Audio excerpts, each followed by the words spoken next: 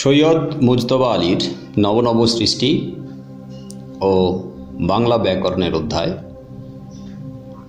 বাংলা শব্দভাণ্ডার বা বাংলা শব্দের শ্রেণী নির্ণয়। আজ আমি নবনব সৃষ্টি ও উৎসগত দিক থেকে বাংলা শব্দের শ্রেণী নির্ণয়ের যে অধ্যায়, তার পরবর্তী অংশ নিয়ে আলোচনা করব। আমি এর আগে আলোচনা করেছি যে সারা পৃথিবীতে যত সংখ্যক ভাষা আছে, সেই ভাষাগুলো যে ভাষা বংশ বা ভাষা পরিবার থেকে উদ্ভূত হয়েছে তার সংখ্যা 12টির মতো। এই 12টি ভাষা বংশের মধ্যে আমাদের ভারতবর্ষে 4টি ভাষা বংশ প্রচলিত: ইন্দো ইউরোপীয় ভাষা বংশ, দ্রাবিড় ভাষা বংশ, অস্ট্রিক ভাষা বংশ আর ভোট চীনীয় ভাষা বংশ। এগুলোর মধ্যে সবথেকে গুরুত্বপূর্ণ সেটা হলো ইন্দো ইউরোপীয় ভাষা বংশ। কারণ আমাদের বাংলা ভাষার যে উৎস, তা হলো ইন্দো ইউরোপীয় ভাষা বংশ বা ভাষা পরিবার থেকে। বর্তমানে সারা পৃথিবী জুড়ে যেসব শক্তিশালী ভাষাগুলি প্রচলিত রয়েছে, তার বেশিরভাগ এই ইন্দো ইউরোপীয় ভাষা বংশ থেকে উদ্ভূত হয়েছে। তার মধ্যে ইংরেজি, ফরাসি, জার্মানি, ইতালি, ফার্সি, বাংলা, হিন্দি, অসমিয়া বা অহমিয়া, উড়িয়া, পাঞ্জাবি, গুজরাটি, রাজস্থানী, মারাঠি প্রভৃতি। এই ভাষাগুলি দীর্ঘকাল ধরে নানাভাবে পরিবর্তন বা বিবর্তনের মধ্য দিয়ে ইন্দো ইউরোপীয় ভাষা বংশ থেকে উদ্ভূত হয়েছে। এখন ইন্দো ইউরোপীয় ভাষা বংশের যে ভাষা গোষ্ঠী বা ভাষা পরিবার আছে, তাদের আদি নিবাস কোথায় ছিল, মানে তারা কোথায় বসবাস করত? রাশিয়ার দক্ষিণ ইউরাল বা উরাল পর্বত বলে একটি পর্বত আছে, তার দক্ষিণ পশ্চিম অংশে বিস্তীর্ণ তৃণভূমি অঞ্চল রয়েছে। তোমরা ভূগোলে পড়েছ, ওই তৃণভূমি অঞ্চলের নাম স্টেপ বা স্টেপ তৃণভূমি অঞ্চল। এই তৃণভূমি অঞ্চলে এই ভাষা বংশ বা ভাষা পরিবারের মানুষেরা বসবাস করত। এরা যাযাবর জাতি ছিল, এদের প্রধান জীবিকা ছিল পশুপালন। যাই হোক, তো যাযাবর জাতিরা নানা কারণে পৃথিবীর বিভিন্ন দিকে ছড়িয়ে পড়েছে পরবর্তীতে। তো এই ভাষা বংশ বা ভাষা পরিবারের একটি শাখা এরা ইউরোপের দিকে চলে গিয়েছিল এবং পরবর্তীতে ইউরোপের বিভিন্ন দেশে এরা ছড়িয়ে পড়ে, যাদের থেকে ইংরেজি, ফরাসি, জার্মানি, ইতালি প্রভৃতি ভাষার উদ্ভব হয়। আরেকটি অংশ 2500 খ্রিস্টপূর্বাব্দ নাগাদ এই ভাষা বংশের আরেকটি শাখা এরা ইরান অঞ্চলে এসে বসবাস শুরু করে। ইরান মানে যেখানে পূর্বে পারস্য সভ্যতা গড়ে উঠেছিল। তো এই শাখাটির নাম হলো ইন্দো ইরানীয় শাখা। তোমরা এটা মনে রেখো যে ইন্দো ইরানীয় শাখা ইরান অঞ্চলে বসবাস করার কারণে ইন্দো ইউরোপীয় ভাষা বংশের শাখাটির নাম হয় ইন্দো ইরানীয় শাখা। তো ইন্দো ইরানীয় শাখা থেকে দুটি ভাষার উদ্ভব ঘটে, একটা আবেস্তীয় আর একটা পার্সিক। যাই হোক, ইন্দো ইউরোনীয় শাখা থেকে আরেকটি প্রশাখার উদ্ভব ঘটে। তো এই প্রশাখা বা উপশাখাটির নাম হল ভারতীয় আর্য। এরা আর্য নামে পরিচিত। ভাষার ইতিহাসে এদেরকে ভারতীয় আর্য বলা হয়েছে। তো এরা 1500 খ্রিস্টপূর্বাব্দ নাগাদ ভারতের উত্তর পশ্চিম দিক দিয়ে ভারতবর্ষে প্রবেশ করে। ইন্দো ইরানীয় শাখা থেকে আরেকটি শাখার উদ্ভব ঘটেছিল, যাদেরকে দরদীয় আর্য বলা হয়। এই দরদীয় আর্যের শাখাটি এরা চীনের পশ্চিমের দিকে চলে যায়। এটা নিয়ে আর সবিস্তারে আলোচনা করার দরকার নেই, আমাদের এই মুহূর্তে জানারও দরকার নেই। আমাদের যেটা নিয়ে আলোচনা, যেটা আমাদের জেনে রাখতে হবে, সেটা হলো ভারতীয় আর্য এই শাখাটা নিয়ে। তাহলে 1500 খ্রিস্টপূর্বাব্দ নাগাদ ভারতবর্ষে প্রবেশ করল আর্যরা, যারা ভাষার ইতিহাসে ভারতীয় আর্য নামে পরিচিত।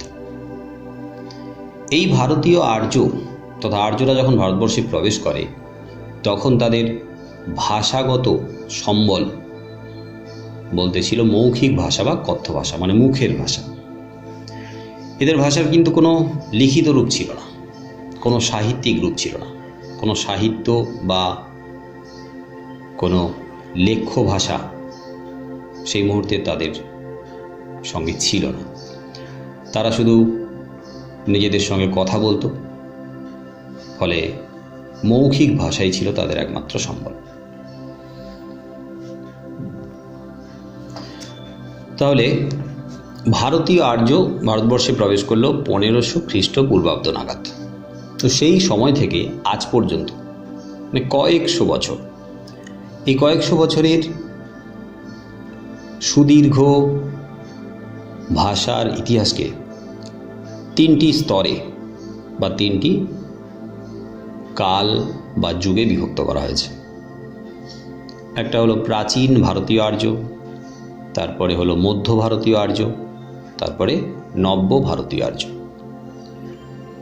তো এই ভাষার যে স্তর, এই স্তর সম্পর্কে তোমাদের এই মুহূর্তে ডিটেলে না জানাই দরকার, মানে না জানলে হবে।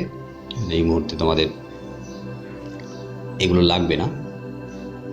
তোমাদের যেটা মনে রাখতে হবে সেটা হলো, ভারতবর্ষে যখন আর্যরা প্রবেশ করলো, তখন তাদের একমাত্র ভাষাগত সম্বল ছিল মুখের ভাষা, যাকে কথ্য বৈদিক ভাষা বলা হয়। কিন্তু কথ্য বৈদিক ভাষা তো মুখের ভাষা, এটা কোনো লিখিত ভাষা নয়, এটা সাহিত্যিক বা লিখিত রূপ নেই। যে কারণে কথ্য বৈদিক ভাষার ভাঙন শুরু হলো। মানুষের মুখে মুখে এই ভাষা পরিবর্তিত হতে লাগলো। এই ভাষার পরিবর্তনের অনেক কারণ আছে। তোমাদের এর আগে ব্যাকরণে যে অধ্যায় ছিল ধ্বনি পরিবর্তন, তো সেই ধ্বনি পরিবর্তনের তো নানা কারণ হয়, নানা কারণে ধ্বনি পরিবর্তন ঘটে যায়। তার মধ্যে প্রধান কারণ কিন্তু জনসংখ্যা বৃদ্ধি। অনেক বেশি জনসংখ্যা হলে ধ্বনিগত পরিবর্তন হবেই। এলাকা যখন বিস্তৃত হয়, মানে মানুষ যখন একটা ছোট্ট অঞ্চল থেকে অনেক বড় জায়গায় ছড়িয়ে পড়ে, তারপরে আর্যরা যখন প্রবেশ করলো, এখানকার প্রাচীন অধিবাসীরা ছিল যারা অনার্য নামে পরিচিত। তো ফলে আর্য আর অনার্য এই দুই জাতির ভাষাগত সংমিশ্রণ ঘটেছিল। নানা কারণে এই কথ্য বৈদিক ভাষার ভাঙন বা পরিবর্তন শুরু হয়। এখন ভাষা তো একটা জাতির পরিচয়, তাহলে ভাষাকে রক্ষা করতে হবে। ভাষার ভাঙন বা ভাষার পরিবর্তনকে বন্ধ করতে হবে, নাহলে জাতির পরিচিতি বা অস্তিত্ব লোপ পাওয়ার সম্ভাবনা। তাই ভাষার ভাঙন বা পরিবর্তনের হাত থেকে ভাষাকে রক্ষা করার জন্য সমাজের যারা বিদগ্ধ পণ্ডিত ব্যক্তি, যারা উচ্চশিক্ষিত, যারা ব্যাকরণবিদ, তারা কি করলেন, কথ্য বৈদিক ভাষার একটা অংশকে সংস্কার করলেন। সংস্কারের মাধ্যমে ব্যাকরণের কঠিন নিয়মের জালে বেঁধে তাকে সাহিত্যে বা লিখিতভাবে চিরস্থায়ী করে তুললেন। এর ফলে এই যে প্রাচীন ভারতীয় আর্যের স্তরে একটি নতুন ভাষার উদ্ভব ঘটল। এই ভাষাটার নাম হলো সংস্কৃত বা ছান্দস। সংস্কারের মাধ্যমে গড়ে উঠেছে নতুনভাবে, তাই সংস্কৃত ভাষা, যা ছন্দবদ্ধ, ছন্দস ভাষা। কথ্য বৈদিক ভাষাকে সংস্কৃতে বা ছান্দস ভাষায় রূপ দেওয়া হলো, কিন্তু কথ্য বৈদিক ভাষার সম্পূর্ণ অংশকে নয়, এর একটা অংশকে সংস্কৃতে রূপ দেওয়া হয়েছে। আর জনসাধারণের মুখের ভাষা তো কথ্য বৈদিক ভাষা, তারা তো সংস্কৃত ভাষায় কথা বলতে পারে না, তাই কথ্য বৈদিক ভাষা কিন্তু দীর্ঘকাল ধরে পরিবর্তিত হতে থাকলো, মানে এই ভাষার ভাঙন ধরতে থাকলো। ভাঙন ধরতে ধরতে প্রায় কয়েকশো বছর পর এই কথ্য বৈদিক ভাষা যখন তার পূর্বের রূপ থেকে সম্পূর্ণ অন্যরকম হয়ে গেল, মানে আগের থেকে পরবর্তী রূপটা সম্পূর্ণ আলাদা, আর বোঝা যাচ্ছে না, চেনা যাচ্ছে না, তখন এই ভাষার ইতিহাসে একটা নতুন স্তরের সূচনা হলো, যাকে বলা হয় মধ্য ভারতীয় আর্য। তাহলে আমরা জানলাম যে প্রাচীন ভারতীয় আর্যে প্রধানত দুটি ভাষা, একটা কথ্য বৈদিক ভাষা আর একটা সংস্কৃত। কিন্তু মধ্য ভারতীয় আর্যে এসে এই কথ্য বৈদিক ভাষা যে নতুনভাবে রূপায়িত হলো, নতুন রূপ নিল, সেই ভাষা তখন আরেকটা নতুন নামে পরিচিতি পেল। ভাষাটার নাম হলো প্রাকৃত ভাষা। এটা মনে রাখবে, প্রাকৃত ভাষা। মধ্য ভারতীয় আর্যে এসে কথ্য বৈদিক ভাষা নতুন যে নামে সামনে এলো সেটা হলো প্রাকৃত ভাষা। প্রাকৃত ভাষা মানে হচ্ছে প্রাকৃত জনের ভাষা। প্রাকৃত জন সমাজের সাধারণ মানুষ, যারা এই উচ্চশিক্ষিত নয়, যারা সমাজের বিশিষ্ট নয়, যারা ব্যাকরণ বিশারদ নয়, পণ্ডিত নয়, সাধারণ মানুষ যারা প্রাকৃত জন বলে, তাই নামকরণ হয়েছে প্রাকৃত ভাষা। তো এই প্রাকৃত ভাষায় সাধারণ মানুষ দীর্ঘদিন ধরে কথা বলে, কয়েকশো বছর ধরে প্রাকৃত ভাষার অস্তিত্ব ছিল, প্রাকৃত ভাষার প্রাধান্য ছিল। কিন্তু প্রাকৃত ভাষাটাও মুখের ভাষা, তাই প্রাকৃত ভাষা বহু কাল ধরে আরও পরিবর্তিত হয়েছে। এই ভাষারও ভাঙন বা রূপান্তর হয়েছে। রূপান্তরিত হতে হতে এই মধ্য ভারতীয় আর্যের শেষের দিকে এসে এই প্রাকৃত ভাষা আর একটা নতুন রূপ নিয়েছে, যাকে নাম দেওয়া হয়েছে অপভ্রংশ ভাষা। অপভ্রংশ মানে প্রাকৃতের পরিবর্তিত রূপ, বিকৃত রূপ। ভ্রংশ, ভ্রষ্ট বা বিচ্যুত থেকে শব্দটা এসছে, অপভ্রংশ ভাষা। এই অপভ্রংশ ভাষার যে পরবর্তী স্তর, তাকে বলা হয় নব্য ভারতীয় আর্য। আর এই নব্য ভারতীয় আর্যে অন্যান্য অনেক ভাষার মতো আমাদের বাংলা ভাষার উৎপত্তি ঘটেছে। আমাদের বাংলা ভাষা নব্য ভারতীয় আর্যের স্তরে উৎপত্তি ঘটেছে, কিন্তু কোন ভাষা থেকে? না, অপভ্রংশ ভাষা থেকে। অপভ্রংশ ভাষার 5টা রূপ ছিল। এই 5টা রূপের মধ্যে একটা রূপের নাম হলো মাগধী অপভ্রংশ। মাগধী, ময়াকার গ ধয় দীর্ঘই, মাগধী অপভ্রংশ। এই মাগধী অপভ্রংশ থেকে বাংলার উৎপত্তি। তাই নব্য ভারতীয় আর্য ভাষার স্তরে মাগধী অপভ্রংশের খোলস মুক্ত হয়ে বাংলা ভাষার সৃষ্টি হয়েছে। তাই আমরা বাংলা ভাষার মা, বাংলা ভাষার জননী বলতে পারি মাগধী অপভ্রংশকে। তাহলে অপভ্রংশ হলো বাংলা ভাষার জননী। মনে করো কৃষ্ণ। কৃষ্ণ শব্দটি, এটি বাংলা শব্দ, এটি আবার সংস্কৃত শব্দ। কিন্তু কৃষ্ণ শব্দটি আবার কথ্য বৈদিক শব্দ। মানে কথ্য বৈদিক ভাষায় কৃষ্ণ শব্দটি ব্যবহৃত হতো, তারপর সংস্কৃত ভাষাতেও ব্যবহৃত হয়েছে, আবার বাংলা ভাষাতেও ব্যবহৃত হয়েছে। এখন যদি আমি কৃষ্ণ শব্দটি বলি যে কোন ভাষার শব্দ, এটা বাংলা বলতে পারি, এটা সংস্কৃত বলতে পারি, এটা আবার কথ্য বৈদিকও বলতে পারি। কিন্তু এই কথ্য বৈদিক ভাষার শব্দ কৃষ্ণ, এটি যখন প্রাকৃত ভাষায় উচ্চারিত হলো পরিবর্তিত হয়ে, তখন প্রাকৃত জনেরা কি বলতো না কণ্হ। এই কণ্হ শব্দটা অপভ্রংশ শব্দ। আবার আমি এখানে একটু বলে নিই যে অপভ্রংশের পরেও এর আরও পরিবর্তিত বা বিকৃত রূপ,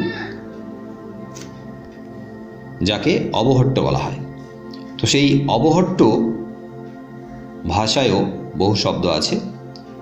তো কৃষ্ণ শব্দটি কণ্হ শব্দে পরিবর্তিত হলো অপভ্রংশে এসে, আবার কণ্হ শব্দটি অবহট্টে এসে পরিবর্তিত হলো কান।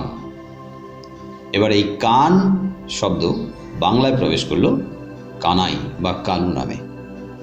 তার মানে কতগুলো স্তর পেরিয়ে এই কানাই বা কানু শব্দটি এসেছে।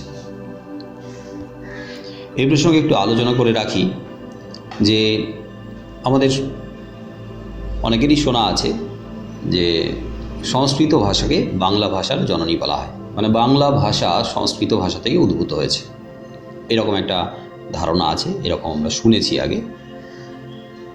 কিন্তু এই ধারণা বা এই যুক্তি পুরোপুরি সঠিক নয়। এর আগেই আলোচনা করলাম যে বাংলা ভাষার জননী, বাংলা ভাষা যেখান থেকে উদ্ভূত সেটা হলো অপভ্রংশ থেকে, মাগধী অপভ্রংশ। তাই বাংলা ভাষার জননী আমরা মাগধী অপভ্রংশকে বলবো, সংস্কৃতকে কখনোই নয়। কিন্তু কোথাও কোথাও এই যুক্তি দেওয়া হয়েছে যে সংস্কৃত হলো বাংলা ভাষার জননী। এখানে বলে রাখি যে সংস্কৃত বাংলা ভাষার কেন, কোনো ভাষারই জননী হতে পারে না। আসলে সংস্কৃত তো সাহিত্যের ভাষা, লিখিত ভাষা। আর লিখিত বা সাহিত্যের ভাষার যে রূপান্তর বা পরিবর্তন সেটা খুব বেশি সম্ভব নয়। এটা লিখিতভাবে চিরস্থায়ী হয়ে আছে। যা কিছুর পরিবর্তন সেটা হচ্ছে মৌখিক বা কথ্য রূপের হয়। তাই বাংলা ভাষায় বহু সংস্কৃত বা তৎসম শব্দ এর ব্যবহার লক্ষ্য করে অনেকে এই কথাটা মনে করেন। আমরা জানি যে বাংলা ভাষায় বহু সংস্কৃত শব্দ আছে। তো এই সংস্কৃত শব্দগুলোকে বাংলা ভাষায় তৎসম শব্দ বলে। তো এই তৎসম শব্দ বা সংস্কৃত শব্দ বাংলা ভাষায় লক্ষ্য করে অনেকে এই কথাটি বলে যে সংস্কৃত থেকে বাংলার উদ্ভব।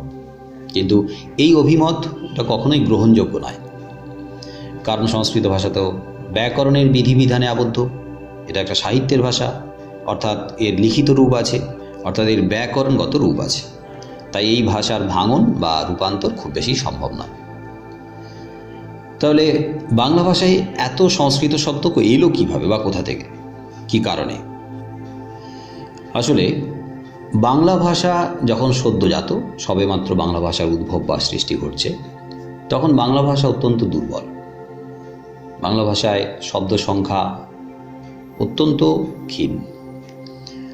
তো বাংলা ভাষাকে স্বাবলম্বী করার জন্য, বাংলা ভাষাকে সমৃদ্ধ করার জন্য, বাংলা ভাষাকে আরও মজবুত করার জন্য, বাংলা ভাষার শব্দ ভাণ্ডারকে আরও বিস্তৃত করার জন্য কি করা হলো না, সংস্কৃত ভাষা থেকে বহু শব্দ গ্রহণ করা হলো। অর্থাৎ বহু তৎসম শব্দ সংস্কৃত ভাষায় এলো, যাকে আমরা সাধু ভাষা বলি। তাই একথা বলা যায় যে বাংলা ভাষা সংস্কৃত ভাষার কাছ থেকে ধার করেছে, সংস্কৃত ভাষার কাছ থেকে ঋণ নিয়েছে। তাই সংস্কৃত ভাষার কাছে বাংলা ভাষা ঋণী। কিন্তু এটা কখনোই ঠিক নয় যে সংস্কৃত ভাষা বাংলা ভাষার জননী বা মা। আজকের এই পর্যন্ত। তো তোমরা এই দুটো ভয়েস রেকর্ডিং ভালো করে শুনবে, মন দিয়ে শুনবে, কারণ এই দুটো ভালো করে শুনে না বুঝে রাখলে আমি এর যে পরবর্তী অংশ আছে, মানে আমাদের সিলেবাসে যে প্রবন্ধ আছে নব নব সৃষ্টি, আর ব্যাকরণের যে অধ্যায় চ্যাপ্টার আছে শব্দ ভাণ্ডার, এই দুটো নিয়ে আলোচনা করতে পারবো না, মানে আলোচনা করলে খুব ভালোভাবে তোমরা বুঝতে পারবে না। তাই এই দুটো আরও 2 দিন ধরে ভালো করে শোনো, বোঝো, তারপরে পরবর্তী যে অংশ বা রেকর্ড সেটা আমি পাঠাবো। নব নব সৃষ্টি, লেখক সৈয়দ মুজতবা আলী। লেখক সুপণ্ডিত ও বাংলা ভাষায় যথেষ্ট পারদর্শী।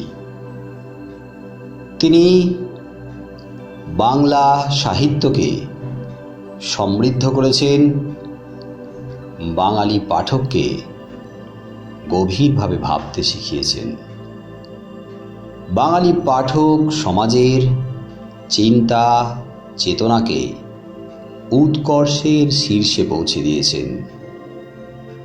বাঙালি সমাজের চিন্তাধারাকে তিনি যুক্তিবাদী করেছেন।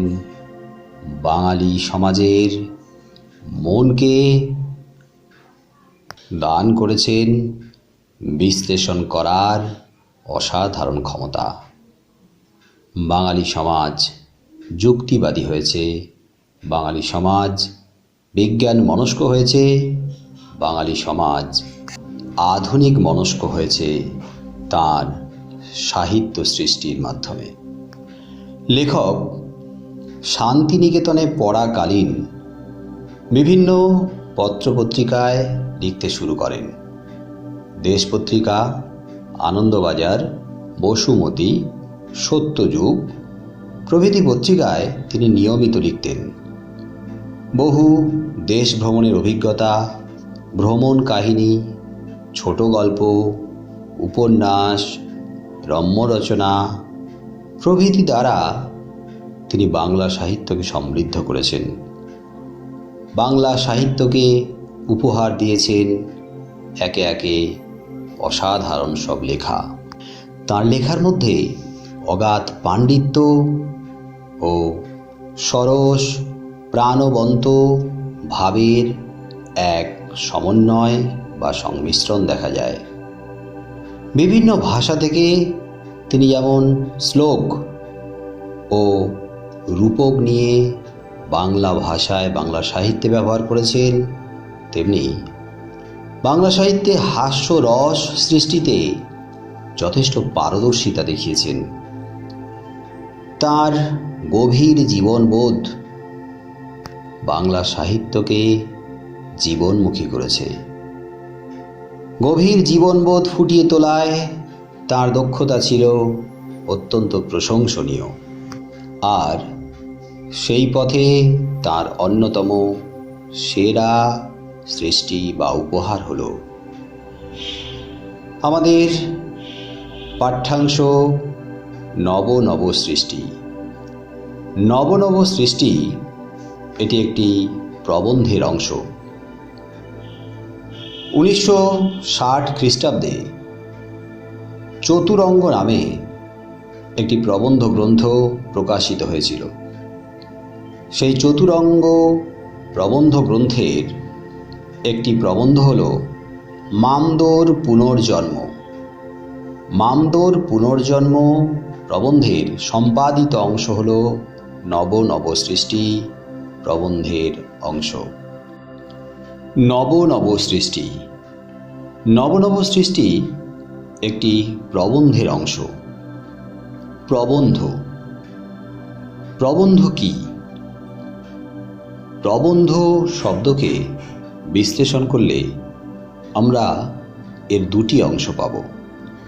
একটি হলো প্র, আর একটি হলো বন্ধ। প্র মানে প্রকৃষ্ট রূপে, প্র মানে দারুণভাবে, প্র মানে দৃঢ়ভাবে, আর বন্ধ তথা বন্ধন, যার মধ্যে প্রকৃষ্ট রূপে বন্ধন থাকে, যার মধ্যে দৃঢ় বন্ধন থাকে, তাই তো প্রবন্ধ। আসলে প্রবন্ধের বিষয় যুক্তিবাদী হয়, প্রবন্ধের বিষয় হয় আধুনিক মনস্ক, প্রবন্ধের বিষয় হয় সংস্কার জড়তামুক্ত আধুনিকতা নিয়ে। এই প্রবন্ধ মানুষকে যুক্তিবাদী হতে শেখায়। এই প্রবন্ধ মানুষকে আধুনিক হতে শেখায়। এই প্রবন্ধের বিষয় মানুষকে পরিণত করে, বিচার বিশ্লেষণ করার ক্ষমতা বৃদ্ধি করে। প্রবন্ধ আমাদের সুন্দরভাবে গুছিয়ে বক্তব্য প্রকাশ করতে শেখায়, শিক্ষা দেয় প্রবন্ধ। আমাদের চিন্তাধারাকে, আমাদের চিন্তা ভাবনাকে অনেক পরিণত করে। প্রবন্ধের বিষয় নানা ধরনের হয়, নানা বিষয় নিয়ে প্রবন্ধ রচিত হয়। সাহিত্য নিয়ে, সমাজ নিয়ে, রাজনীতি নিয়ে, সমাজের বিভিন্ন ক্ষেত্রে বিভিন্ন বিষয় নিয়ে প্রবন্ধ রচিত হয়। আমাদের আজকের আলোচ্য বিষয় নব নব সৃষ্টি। এই প্রবন্ধের অংশ সাহিত্যকে কেন্দ্র করে, ভাষাকে কেন্দ্র করে এবং শব্দকে কেন্দ্র করে। আলোচ্য পাঠ্যাংশের শিরোনামকে বিশ্লেষণ করলে এর বিষয় সম্পর্কে তোমরা কিছুটা অবগত হতে পারবে। নব নব সৃষ্টি অর্থাৎ এই পাঠ্যাংশে নতুন নতুন সৃষ্টির কথা বলা হয়েছে, নতুন নতুন উদ্ভাবনের কথা বলা হয়েছে। এখন কি নিয়ে নতুন উদ্ভাবন, কি নিয়ে নতুন সৃষ্টি? আমাদের ভাষায় নতুন নতুন শব্দের সৃষ্টি, নতুন নতুন শব্দের উদ্ভাবন নিয়ে আমাদের আলোচ্য পাঠ্যাংশ, আলোচ্য বিষয় নব নব সৃষ্টি। লেখক তার নব নব সৃষ্টি রচনায় যে কোনো সৃষ্টিকর্ম নির্মাণে যে পরীক্ষা নিরীক্ষা থাকে, যে গ্রহণ ও বর্জনের মতো বিষয় থাকে, তাকেই দেখাবার চেষ্টা করেছেন। কিছু ভাষা আছে যেমন সংস্কৃত, হিব্রু, গ্রিক, আবেস্তা, এমনকি আরবি ইত্যাদি প্রাচীন ভাষাগুলি অনেকটাই আত্মনির্ভরশীল। আবার বাংলা, ইংরেজি ইত্যাদির মতো কিছু ভাষা যেগুলি আত্মনির্ভরশীল বা স্বয়ংসম্পূর্ণ নয়, যে ভাষাগুলি অন্য ভাষা থেকে শব্দ গ্রহণ করে আর সেই শব্দগুলো স্থায়ীভাবে এই বাংলা, ইংরেজি প্রভৃতি ভাষায় থেকে যায়। এখন ভাষাকে আত্মনির্ভরশীল করা উচিত কিনা, ভাষাকে স্বয়ংসম্পূর্ণ করা উচিত কিনা, ভাষাকে নিজের পায়ে দাঁড় করানো উচিত কিনা, এই নিয়ে যেমন আলোচনা হয়েছে, তেমনি সেই ভাষাকে যদি নিজের পায়ে দাঁড় করাতে হয়, যদি আত্মনির্ভরশীল করে তুলতে হয়, তাহলে কি করা উচিত? আবার আত্মনির্ভরশীল নয় যে ভাষা নিজের পায়ে দাঁড়ায়নি, যে ভাষা অন্য ভাষার থেকে শব্দ গ্রহণ করেছে, সেই ভাষাগুলো ঠিক কোন পরিস্থিতিতে শব্দ গ্রহণ করেছে, কেনই বা শব্দ গ্রহণ করেছে, শব্দ গ্রহণ করা উচিত না উচিত নয়, আর শব্দ গ্রহণ না করলেই বা ভাষাকে কিভাবে নিজের পায়ে দাঁড় করানো যাবে, তাই নিয়ে আমাদের নব নব সৃষ্টি রচনাংশের আলোচ্য বিষয়। নব নব সৃষ্টি, সৈয়দ মুজতবা আলী। নব নব সৃষ্টি রচনার আলোচনা। সংস্কৃত ভাষা আত্মনির্ভরশীল, অর্থাৎ সংস্কৃত ভাষা নিজের উপর নির্ভরশীল, সংস্কৃত ভাষা স্বয়ংসম্পূর্ণ, সংস্কৃত ভাষা নিজের পায়ে দাঁড়িয়ে রয়েছে। অর্থাৎ এই ভাষা সেই অর্থে অন্য ভাষার উপর নির্ভরশীল নয়। কোনো নতুন চিন্তা, অনুভূতি কিংবা বস্তুর জন্য নবীন শব্দের প্রয়োজন হলে সংস্কৃত ধার করার কথা না ভেবে আপন ভাণ্ডারে অনুসন্ধান করে এমন কোনো ধাতু বা শব্দ সেখানে আছে কি না, যার সামান্য অদল বদল করে কিংবা পুরনো ধাতু দিয়ে নবীন শব্দটি নির্মাণ করা যায় কি না। কোনো নতুন চিন্তা, ধরো যারা সংস্কৃতভাষী, যারা সংস্কৃত নিয়ে চিন্তাভাবনা করে, যারা সংস্কৃতে কথা বলে, তাদের মনের মধ্যে কোনো নতুন একটা চিন্তা এসেছে। তো মনের মধ্যে যে চিন্তাটা এসেছে সেই চিন্তাটাকে তারা প্রকাশ করতে চায় কোনো একটা শব্দের মাধ্যমে। তাদের মনের মধ্যে কোনো একটা ব্যাপার নিয়ে কোনো কিছু অনুভূত হচ্ছে, তো সেই অনুভূতিটাকে তারা প্রকাশ করতে চায়। কিংবা ধরে নাও একটা নতুন কোনো বস্তু, নতুন কোনো জিনিস তারা আবিষ্কার করেছে বা দেখেছে, তো সেই নতুন জিনিসটির, নতুন বস্তুটির জন্য একটা নামকরণ করতে হবে। তাহলে তার জন্য একটা নতুন শব্দের প্রয়োজন আছে। তো সেই নতুন শব্দের প্রয়োজন সংস্কৃত ভাষা কিভাবে মেটায়, পূরণ করে না? সংস্কৃত কিন্তু তখন অন্যের কাছ থেকে ধার করার কথা ভাবে না, অন্যের কাছ থেকে আগে ধার করার কথা ভাবে না। তাহলে কি করে না, নিজের ভাণ্ডারে, নিজের সঞ্চয়ে সে আগে অনুসন্ধান করে দেখে যে তার মধ্যে এমন কোনো ধাতু আছে কিনা। শব্দের যেমন ধাতুরূপ শব্দরূপ আছে, তো এমন কোনো ধাতু আছে কিনা বা এমন কোনো শব্দ আছে কিনা যা ওই শব্দটার সঙ্গে কিছুটা সম্পর্কিত।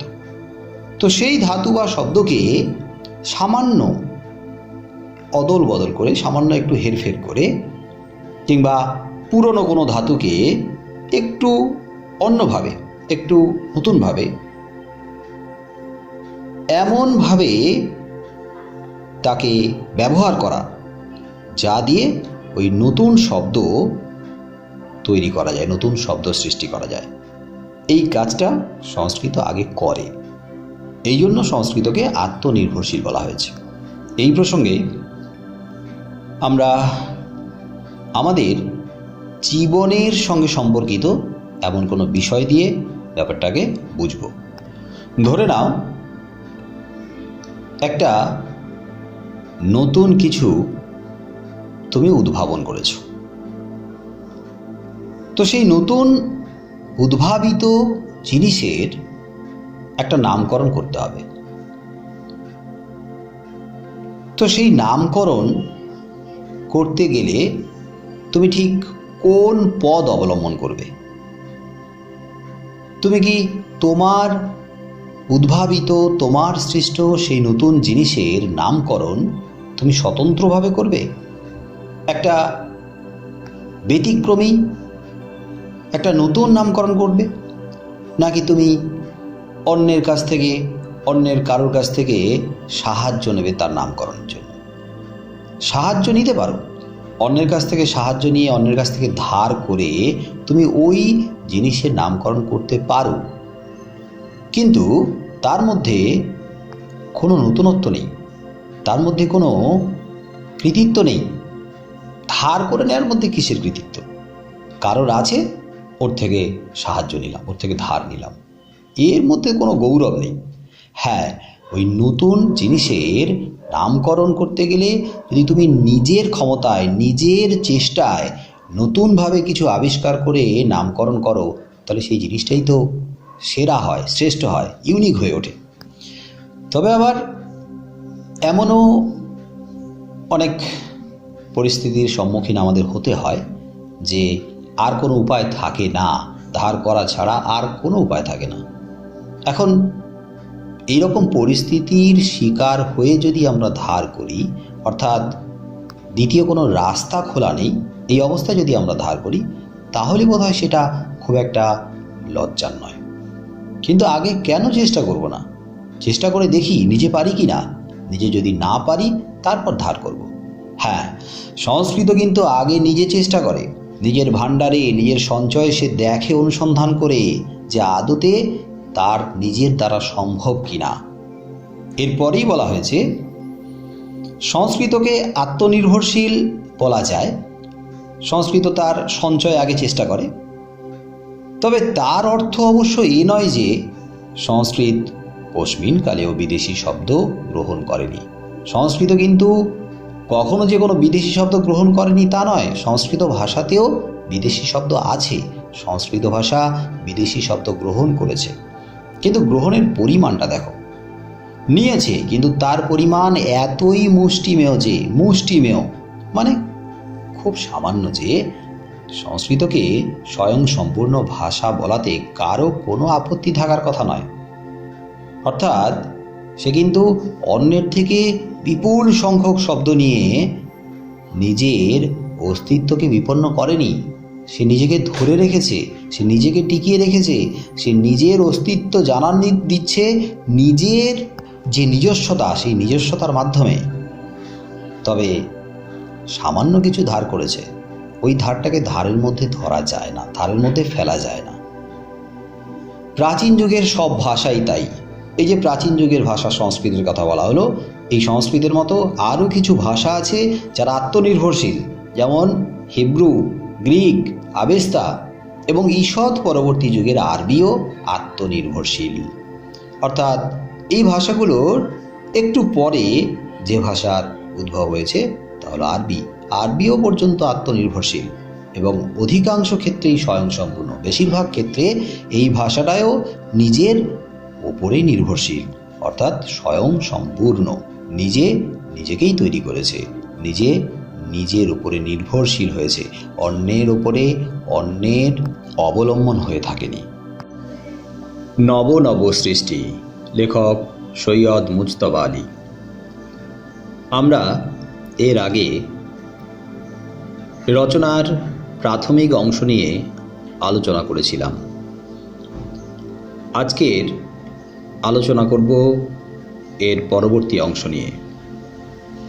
এর আগে আমরা শুনেছি, এর আগে আমরা বুঝেছি, লেখক সংস্কৃত ভাষার কথা বলেছিলেন, যে ভাষা আত্মনির্ভরশীল বা স্বয়ংসম্পূর্ণ। এই প্রসঙ্গে আরও কয়েকটি ভাষার কথা বলেছিলেন, হিব্রু, গ্রিক, আবেস্তা আর কিছুটা পরবর্তী যুগে উদ্ভাবিত আরবি ভাষাগুলি আত্মনির্ভরশীল বা স্বয়ংসম্পূর্ণ। আজকের আমরা আলোচনা করব এর পরবর্তী অংশ, যেখানে ইংরেজি ও বাংলা ভাষার কথা বলা হয়েছে। এই ইংরেজি ও বাংলা সংস্কৃত বা প্রাচীন ভাষাগুলির মতো আত্মনির্ভরশীল নয়। বর্তমান যুগের ইংরেজি এবং বাংলা আত্মনির্ভরশীল নয়। আমরা প্রয়োজন মতো এবং অপ্রয়োজনেও ভিন্ন ভিন্ন ভাষা থেকে শব্দ নিয়েছি এবং নিচ্ছি। আমি এর আগে আলোচনা করেছিলাম যে আমাদের আত্মনির্ভরশীল হওয়া উচিত না পরনির্ভরশীল হওয়া উচিত। আত্মনির্ভরশীল হওয়ার মধ্যে যে আনন্দ, যে গৌরব, যে আত্মতৃপ্তি, অন্যের উপরে নির্ভরশীল হওয়ার উপরে সেরকম কোনো কৃতিত্ব নেই। এটা গর্বের বা গৌরবের নয়। তবে হ্যাঁ, কখনো কখনো উপায় থাকে না, আমাদের অন্যের উপর নির্ভরশীল হতে হয়, অন্যের কাছ থেকে আমাদের সাহায্য নিতে হয়। আমাদের এই ভাষার আলোচনার প্রসঙ্গে লেখক বলেছেন যে ইংরেজি এবং বাংলা এই দুটি ভাষা আত্মনির্ভরশীল বা স্বয়ংসম্পূর্ণ নয়। এরা নিজের উপরে নির্ভরশীল নয়। এরা সংস্কৃত বা প্রাচীন ভাষাগুলির মতো নিজের ভাণ্ডার থেকে নিজের সঞ্চয় থেকে শব্দ গ্রহণ করে না, শব্দ গঠন করে না, বরং প্রয়োজন হলে যেমন অন্য ভাষা থেকে শব্দ গ্রহণ করে, তেমনি দরকার না থাকলেও অপ্রয়োজনেও অন্যান্য ভাষা থেকে যথেচ্ছ শব্দ নেয় এবং বর্তমানেও নিচ্ছে, হয়তো পরবর্তীতেও নিতে থাকবে। পাঠান মোগল যুগে আইন আদালত খাজনা খারিজ নতুন রূপে দেখা দিল বলে আমরা আরবি ও ফার্সি থেকে প্রচুর শব্দ গ্রহণ করেছি। তোমরা ইতিহাস পড়েছ, এক সময় আমাদের দেশে, আমাদের বাংলায় পাঠান এবং মোগলদের যুগ ছিল, মোগলদের শাসন ছিল। তখন তাদের ভাষা আমাদের এই দেশ তথা রাজ্যে প্রাধান্য পেয়েছিল। সেই ভাষাতেই প্রশাসনিক কাজকর্ম হতো, সেই ভাষাতেই সাহিত্য চর্চা হতো, আবার সেই ভাষা মানুষের মনের ভাব প্রকাশের বা নিজেদের সঙ্গে যোগাযোগের মাধ্যমও হয়ে উঠেছিল। তাই স্বাভাবিকভাবে সেই সময়ে পাঠান মোগলদের যে ভাষা আরবি ফার্সি, সেখান থেকে তাদের ভাষার বহু শব্দ আমাদের বাংলা ভাষায় অন্তর্ভুক্ত হয়েছে। অর্থাৎ বাংলা তাদের ভাষা থেকে বহু শব্দ গ্রহণ করেছে। আসলে এটা যুগেরই ধর্ম, এটা হওয়ারই ছিল, এটা হতেই হবে। কিন্তু কতখানি শব্দ গ্রহণ করবে, কতটা শব্দ গ্রহণ করা উচিত, সেটা নির্ভর করছে মানসিকতার উপরে, সেটা নির্ভর করছে নিজের ইচ্ছে বা তৎপরতার উপরে। যাই হোক, পরবর্তী যুগে ইংরেজি থেকে, ইংরেজির মারফতে অন্যান্য ভাষা থেকে নিয়েছি এবং নিচ্ছি। অর্থাৎ পাঠান এবং মোগল যুগ যখন শেষ হলো, তারপরে ইস্ট ইন্ডিয়া কোম্পানি আমাদের ভারতবর্ষে এলো এবং ইংরেজদের শাসন যখন শুরু হলো, তখন পশ্চিমী সাহিত্য, সংস্কৃতি, ভাষা সারা বাংলা তথা দেশে ছড়িয়ে পড়ল। ইংরেজি ভাষার চর্চা শুরু হলো, ফলে ইংরেজি ভাষা থেকে আমাদের বাংলা ভাষায় অনেক শব্দ প্রবেশ করল। সেই শব্দ কখনো সরাসরি প্রবেশ করেছে, অর্থাৎ অপরিবর্তিত অবস্থায় যেমন ছিল তেমন রূপে প্রবেশ করেছে, আবার কখনো কখনো পরিবর্তিত হয়েও প্রবেশ করেছে। অর্থাৎ ইংরেজি শব্দ অন্য ভাষায় যখন উচ্চারিত হয়েছে, তাদের মতো করে তারা উচ্চারিত করেছে, তাদের মতো করে তারা উচ্চারণ করেছে। আবার ওই ভাষা থেকে যখন আমরা শব্দ গ্রহণ করেছি, তাহলে ইংরেজি শব্দ অন্য ভাষার মাধ্যমে আমাদের বাংলা ভাষাতেও অন্তর্ভুক্ত হয়েছে। বিদেশি শব্দ নেওয়া ভালো না মন্দ, সে প্রশ্ন অবান্তর। অর্থাৎ এই মুহূর্তে বিদেশি শব্দ আমাদের বাংলা ভাষায় গ্রহণ করা উচিত কি উচিত নয়, সেই প্রশ্ন লেখক অবান্তর মনে করেছেন, সেই প্রশ্ন লেখক অপ্রাসঙ্গিক বা অনর্থক মনে করেছেন। এই মুহূর্তে ওই প্রশ্ন তোলা বা প্রশ্ন করা উচিত নয়, কারণ বিদেশি ভাষার যে প্রভাব আমাদের বাংলার উপরে, বাংলা ভাষার উপরে, বাঙালি জনজীবনের উপরে, সেটা আমরা কখনোই অস্বীকার করতে পারি না। তার প্রভাব থেকে আমাদেরকে সম্পূর্ণ মুক্ত করে রাখা কঠিন কাজ।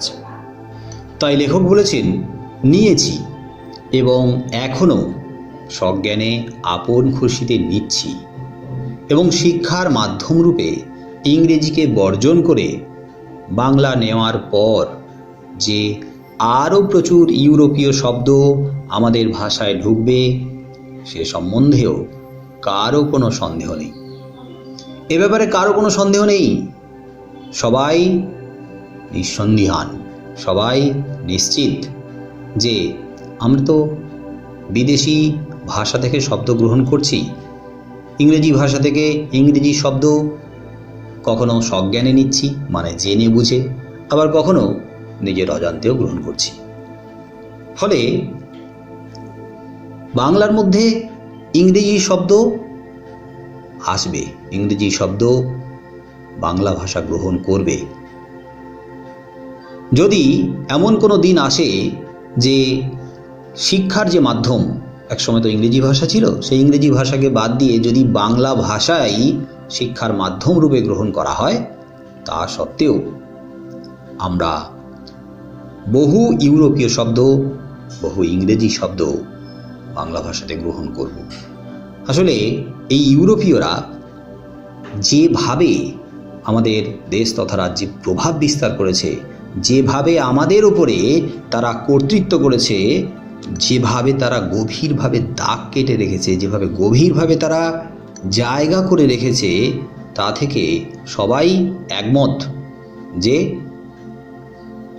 এখনও ইউরোপীয় শব্দ আমাদের বাংলা ভাষায় ঢুকবে। যেগুলো আছে সেগুলো তো থাকবেই, আর নতুন নতুন শব্দও গ্রহণ করবে। আলু কপি আজ রান্নাঘর থেকে তাড়ানো মুশকিল। লেখক রান্নাঘর এবং সবজি নিয়ে একটা উদাহরণ দিয়েছেন যে আলু এবং কপি এটা আমাদের বাংলার, আমাদের বাঙালিদের নিজস্ব সবজি নয়। আমরা এই সবজিগুলোকে অন্য অঞ্চল বা অন্য দেশ থেকে গ্রহণ করেছি, কিন্তু আলু এবং কপি আমাদের রান্নার প্রতিটি পদের সঙ্গে এমনভাবে জড়িয়ে গেছে, আমরা মনে করি এই আলু কপি ছাড়া যে কোনো সবজি, যে কোনো তরকারি কেমন যেন অসম্পূর্ণ। অথচ এগুলিকে বাইরের সবজি বলে আমরা কিন্তু আমাদের রান্নাঘর থেকে তাড়িয়ে দিতে পারছি না। এগুলোকে বাদ দিয়ে রান্নার কথা ভাবাই যায় না। আবার লেখক বলেছেন ওষুধের কথা। বিলিতি ওষুধ প্রায় সকলেই খান, ভবিষ্যতে আরও নতুন নতুন ওষুধ খাবে বলেই মনে হয়। বিলিতি ওষুধ, আসলে ওষুধ এমন একটা জিনিস যার উপর নির্ভর করে মানুষের বাঁচা মরা। তখন ওষুধ দেশি না বিলিতি সেটা কিন্তু কেউ বিচার করে না, দেখে না। আমাদের বাঁচতে যখন হবে তখন আমাদের ওষুধের ওপর নির্ভর করতে হবে, আর সেই ওষুধ যদি বিলিতি ওষুধও হয় তাতে আমাদের কোনো আক্ষেপ নেই। তাই আমরা বিলিতি ওষুধের উপরে নির্ভর করেছি, নির্ভরশীল হয়ে গেছি। এখন বিলিতি ওষুধের উপরে আমরা এতটাই নির্ভর এবং ভবিষ্যতেও আমরা নির্ভরশীল হয়ে থাকব বলে লেখকের বিশ্বাস। তাই আমরা যদি মনে করি যে বিলিতি ওষুধ যেহেতু বিদেশের, সেগুলোকে বর্জন করে আমরা বেঁচে থাকব, সেটা কোনোভাবেই সম্ভব নয়। যেটা আমাদের জীবনে অত্যাবশ্যকীয় সেই জিনিসটাকে কখনোই বর্জন করা যায় না। এই দুই বিদেশি বস্তুর ন্যায় আমাদের ভাষাতেও বিদেশি শব্দ থেকে যাবে, নতুন আমদানিও বন্ধ হবে না। এই দুই বিদেশি বস্তু কি কি না, এক হচ্ছে সবজি আলু কপি, আর বিলিতি ওষুধ। এগুলো যেমন আমাদের জীবনে থেকে গেছে, ঠিক তেমনি যে বিদেশি শব্দগুলো আমাদের ভাষায় ইতিপূর্বে থেকে গেছে সেগুলি কিন্তু থেকেই যাবে। আর নতুন নতুন যে শব্দ ইউরোপীয় ভাষা থেকে, ইংরেজি ভাষা থেকে, তার আমদানিও বন্ধ করা যাবে না বলে লেখকের স্থির বিশ্বাস। তারপর পৃথিবীতে কোনো জিনিসই সম্পূর্ণ অসম্ভব নয়। এটা তো তোমরাও মানবে যে কঠিন হতে পারে, কিন্তু অসম্ভব বলে কিছু নেই। আমরা কখনো কখনো চেষ্টা করি সম্ভব করার জন্য, কিন্তু সেটা সম্ভব হয়ে ওঠে না। তখন আমরা বলি এটা অসম্ভব, কিন্তু এটা ঠিক যে অসম্ভব বলে কিছু নেই। আমরা সম্ভব করতে পারিনি, তার মানে আমাদের তখনও পর্যন্ত ঘাটতি আছে, তখনও পর্যন্ত আমাদের চেষ্টায় কিন্তু ত্রুটি আছে, আমাদের সাফল্য আসেনি মানে আমরা সম্ভব করতে পারবো না, এটা ঠিক নয়। তাই লেখকের যুক্তি অনুসারে পৃথিবীতে কিন্তু কোনো জিনিস, কোনো কাজ সম্পূর্ণ অসম্ভব নয়। বিশেষ করে চেষ্টা করাটা অসম্ভব নাও হতে পারে, এটা তো সবাই মানবে যে চেষ্টা করা এটা আমাদের হাতেই রয়েছে। কোনো কিছু সম্ভব করার কাজ আমরা চেষ্টা করতে পারি, সম্ভব করার কাজটা আমরা চেষ্টা করে এগিয়ে নিয়ে যেতে পারি। লেখক এই প্রসঙ্গে বলেছেন যে ভাষা থেকে, দেশীয় ভাষা থেকে, প্রাদেশিক ভাষা থেকে বিদেশি ভাষার শব্দ বর্জন করার কাজটা হিন্দি ভাষা চেষ্টা করছে। হিন্দি উপস্থিত সেই চেষ্টাটা করছেন। বহু সাহিত্যিক উঠে পড়ে লেগেছেন হিন্দি থেকে আরবি, ফার্সি এবং ইংরেজি শব্দ তাড়িয়ে দেওয়ার জন্য। আমরা বাংলায় সেই চেষ্টা দেখতে পাচ্ছি না, কিন্তু হিন্দি ভাষার মধ্যে সেই চেষ্টা দেখা যাচ্ছে।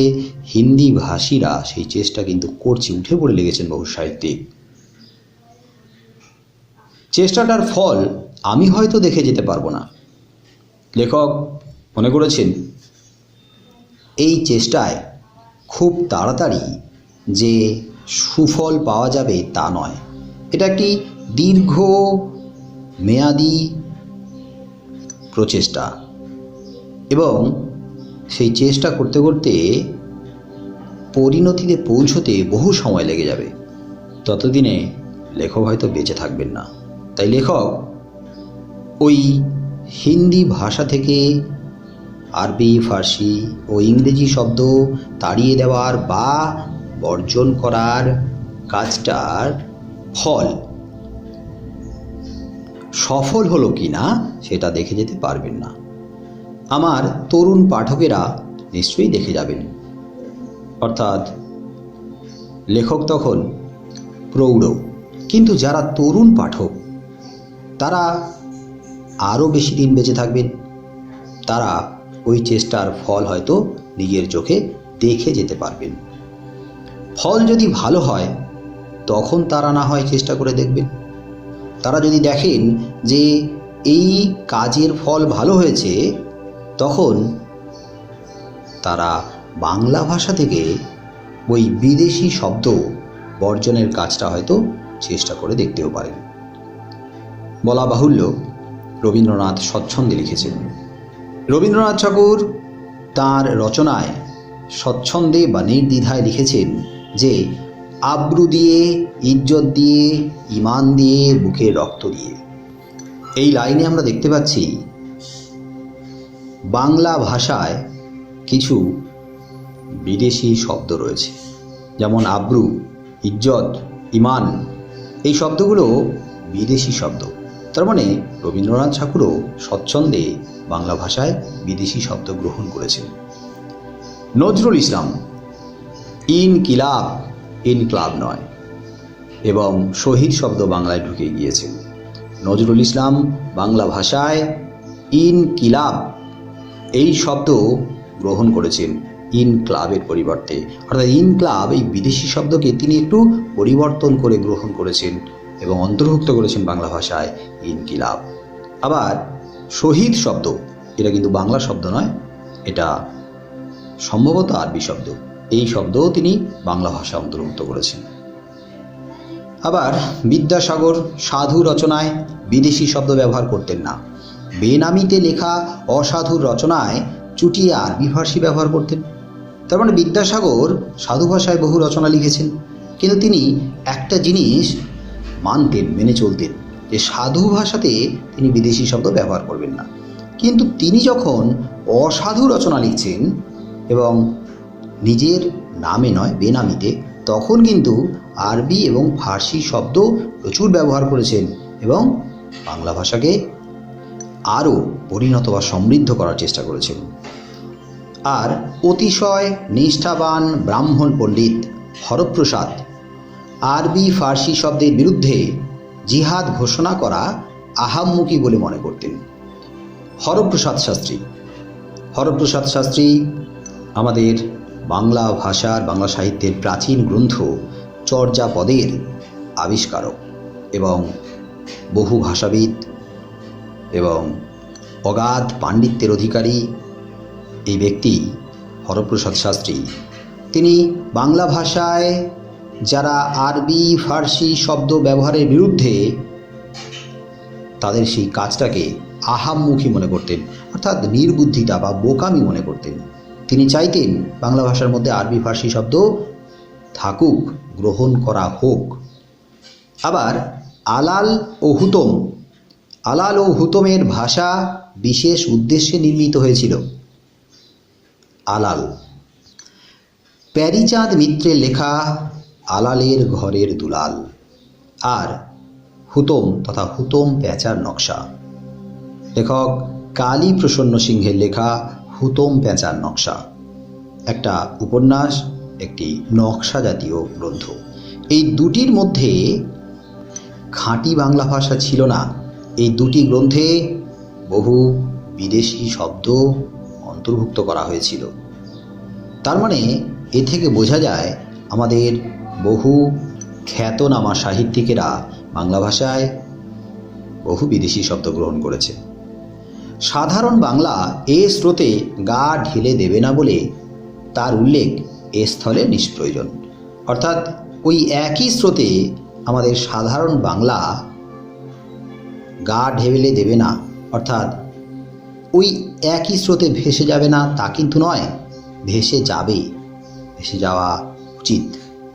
নিজেকে আটকানো কঠিন কাজ। এবং হিন্দির বঙ্কিম স্বয়ং প্রেমচন্দ্র হিন্দিতে বিস্তর আরবি ফার্সি ব্যবহার করেছেন।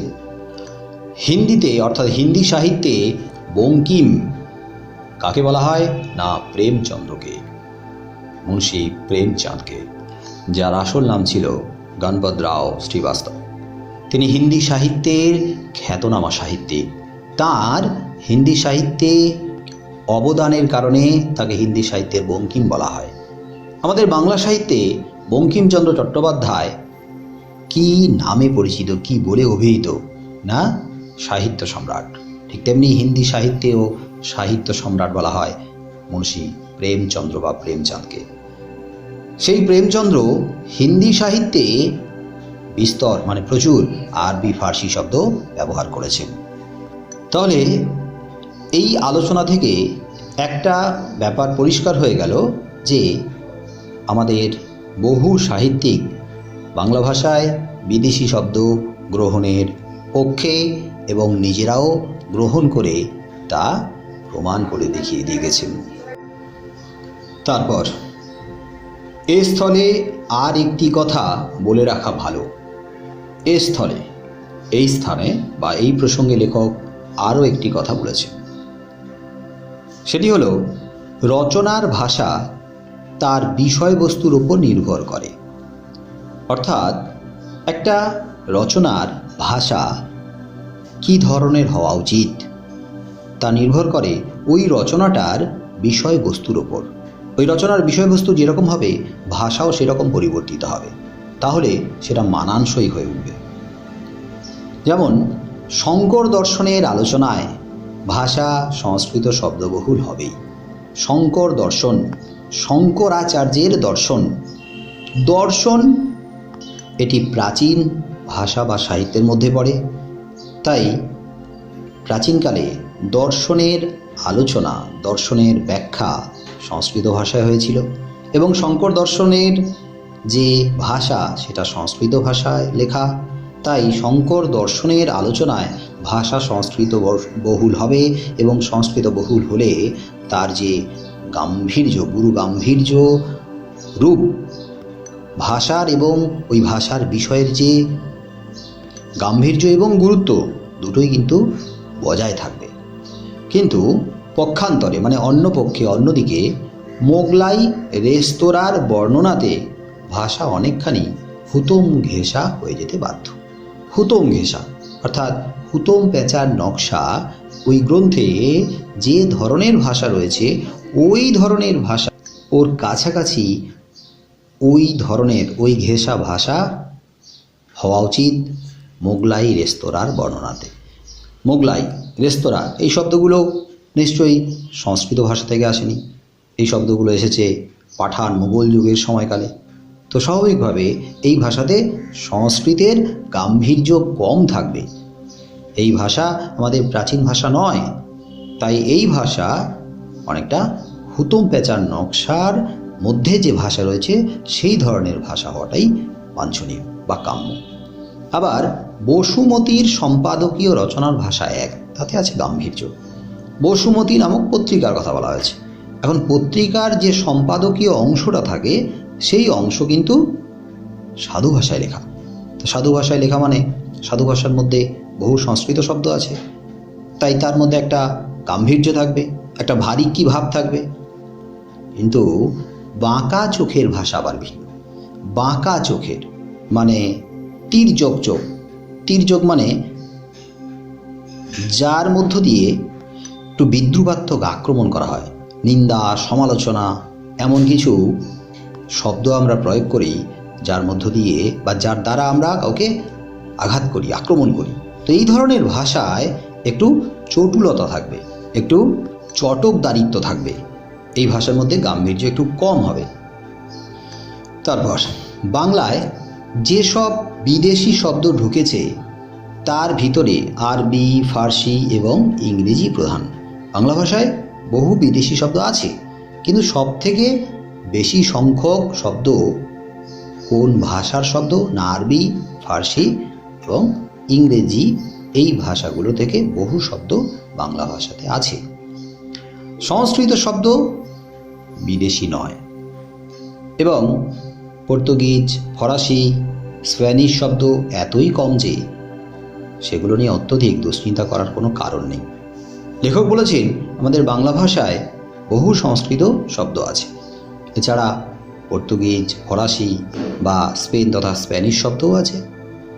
কিন্তু এই শব্দগুলো নিয়ে আমাদের দুশ্চিন্তার কোনো কারণ নেই, আমাদের মাথা ব্যথার কোনো কারণ নেই এই শব্দগুলো। তার কারণ সংস্কৃত বিদেশি ভাষা নয়, সংস্কৃত তো এদেশের প্রাচীন ভাষা। তাহলে এই দেশীয় ভাষা মানে আমাদের নিজস্ব ভাষা, আমাদের প্রাণের ভাষা। আর পর্তুগিজ, ফরাসি, স্প্যানিশ শব্দও আছে, কিন্তু বাংলা ভাষায় এই শব্দগুলো এত কম, এগুলোকে ধর্তব্যের মধ্যেই আনা যায় না, ধরার মধ্যেই আনা যায় না। চিন্তা তাহলে কাদেরকে নিয়ে? না ওই আরবি, ফার্সি আর ইংরেজি ভাষা শব্দকে নিয়ে চিন্তা। বাংলা ভিন্ন অন্য যে কোনো ভাষার চর্চা আমরা করি না কেন, সে ভাষার শব্দ বাংলাতে ঢুকবেই, স্বাভাবিক। আমরা যদি অন্যান্য ভাষার চর্চা করি, সেই ভাষা থেকে বাংলা ভাষায় শব্দ ঢুকতে বাধ্য। সংস্কৃত চর্চা এদেশে ছিল বলে বিস্তর সংস্কৃত শব্দ বাংলায় ঢুকেছে, এটাও খুব সহজ। সংস্কৃত শব্দ আমাদের বাংলায় কেন প্রবেশ করলো এত সংখ্যক?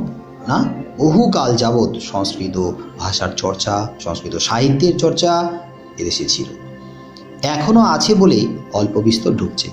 তোমরা জানো এখনও সংস্কৃত ভাষা সাহিত্যের চর্চা হয়, চর্চা চলছে, তাই ওখান থেকে এখনও শব্দ ঢুকছে। আর যতদিন থাকবে এদেশে, যতদিন ওই চর্চা থাকবে সংস্কৃতের, ততদিন আরও ঢুকবে বলে আশা করতে পারি। স্কুল কলেজ থেকে যে আমরা সংস্কৃত চর্চা উঠিয়ে দিতে চাই না, তার অন্যতম প্রধান কারণ বাংলাতেও এখনও আমাদের বহু সংস্কৃত শব্দের প্রয়োজন আছে। আর সংস্কৃত চর্চা উঠিয়ে দিলে আমরা অন্যতম প্রধান খাদ্য থেকে বঞ্চিত হব। তাহলে আমাদের অন্যতম প্রধান খাদ্য কি? তোমরা আবার ভাত বলে বসো না। আমাদের অন্যতম প্রধান খাদ্য, আমরা ভাষার প্রসঙ্গে আলোচনা করছি, আমাদের মানে বাঙালিদের বলতে বাংলাভাষীদের, অর্থাৎ বাংলা ভাষার অন্যতম প্রধান খাদ্য সংস্কৃত। কারণ আমাদের বাংলা ভাষায় সংস্কৃত থেকে বহু শব্দ আমরা গ্রহণ করেছি, তাই বাংলা ভাষার বহু শব্দের যে মূল, তা কিন্তু সংস্কৃত ভাষার শব্দের সঙ্গে যুক্ত হয়ে রয়েছে। এর আগে আমি বাংলা ভাষার উদ্ভবের ইতিহাস আলোচনা করেছিলাম, সেখানে একটা ধারাবাহিক বিবর্তনের মধ্য দিয়ে বাংলা ভাষার উদ্ভব হয়েছিল। সেখান থেকে তোমরা আবারও শুনে নিতে পারো যে আমাদের সংস্কৃতের সঙ্গে আমাদের বাংলা ভাষার একটা সম্পর্ক আছে। তাই যদি সংস্কৃত স্কুল কলেজ থেকে উঠিয়ে দেওয়া হয় তাহলে কিন্তু আমরা বহু শব্দ থেকে বঞ্চিত হব। ইংরেজির বেলাতেও তাই, অর্থাৎ বাংলা ভাষা নিয়ে যে ব্যাখ্যা লেখক দিয়েছেন, যা আমরা আলোচনা করলাম, ঠিক একই কথা খাটে, একই যুক্তি খাটে ইংরেজির বেলাতে। বিশেষ করে দর্শন, নন্দনশাস্ত্র, পদার্থবিদ্যা, রসায়নবিদ্যা ইত্যাদি জ্ঞান এবং ততোধিক প্রয়োজনীয় বিজ্ঞানের শব্দ আমরা চাই আমাদের এগিয়ে যাওয়ার জন্য, আমাদের উন্নতির জন্য, আমাদের উৎকর্ষের জন্য। আমাদের বিভিন্ন ধরনের বিষয় আলোচনা করা দরকার, বিভিন্ন ধরনের বিষয় থেকে আমাদের জ্ঞান বা শিক্ষা লাভ করা সম্ভব, দরকার, উচিত। যেমন দর্শন বা দর্শনশাস্ত্র, নন্দনশাস্ত্র, পদার্থবিদ্যা, রসায়নবিদ্যা, এই সমস্ত বিষয়ের যে জ্ঞান, সেই জ্ঞান নিয়ে যদি আমরা বাংলাকে সমৃদ্ধ করতে চাই তাহলে আমাদের এই সব বিষয়গুলো পড়তে হবে। আর এই সব বিষয় বা এই সব বিষয়ের যে গ্রন্থ বা বই সব কিন্তু বাংলা ভাষায় লেখা ছিল না, কারণ বাংলা ভাষায় গ্রন্থ সংখ্যা অত্যন্ত ক্ষীণ ছিল। তাই এই সমস্ত গ্রন্থ থেকে জ্ঞান লাভ করতে গেলে বিদেশি ভাষায় লেখা এইসব গ্রন্থ, এইসব বিষয়ের গ্রন্থ আমাদের পড়তে হবে। কারণ আমরা অনেক পিছিয়ে আছি। আমরা পিছিয়ে আছি বিজ্ঞানের দিক থেকে, আমরা পিছিয়ে আছি প্রযুক্তির দিক থেকে, আমরা পিছিয়ে আছি বিদেশিদের থেকে নানা ব্যাপারে। আসলে লেখকের আলোচনা এই মুহূর্তে আজকের নয়, এই আলোচনা সমসাময়িক সময়ের নিরিখে আমরা বিচার করব।